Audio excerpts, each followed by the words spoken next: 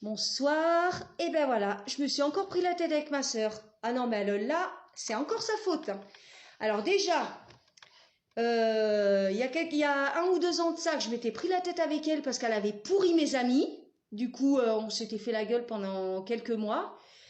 Je lui avais pardonné, je lui avais laissé une seconde chance. Et là, en fait, normalement, elle avait prévu de passer le 31 avec nous. C'était une promesse qu'elle nous avait fait. Il a fallu que son crétin de mec, il appelle pour lui dire qu'il avait envie de passer le 31 avec elle.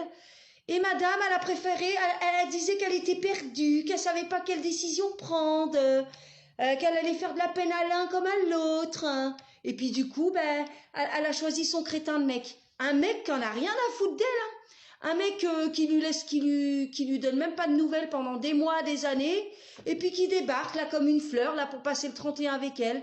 Non mais attends, mais il a pas de la gueule lui. Et puis elle manque pas d'air, hein. Quand on fait une promesse chez moi, on la tient.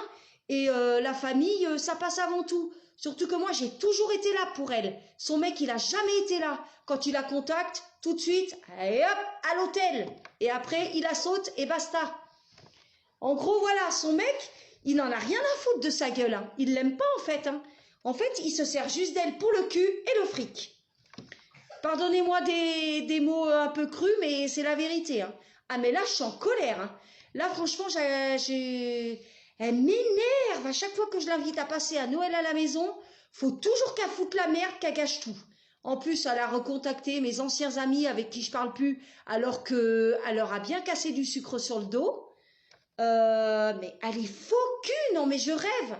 En plus, donc du coup, ben moi ce soir ça a éclaté. Je lui ai dit écoute, je lui dis moi t'as choisi de fêter le 31 avec ton mec, t'assumes. Mais moi de toute façon, comme je lui ai dit à ma soeur, tu tires un trait sur moi définitive. Je ne veux plus entendre parler de toi. Pour moi t'existes plus.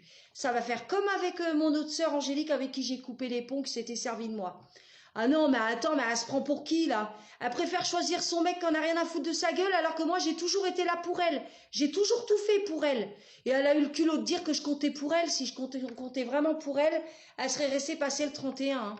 Donc, ben, du coup, ce soir, je lui dis, bah, écoute, tu vois, je lui dis à ma sœur, à Cathy, je vais pas faire la chienne, hein. Tu peux dormir là, mais demain à la première heure, tu te casses, je veux plus te voir chez moi.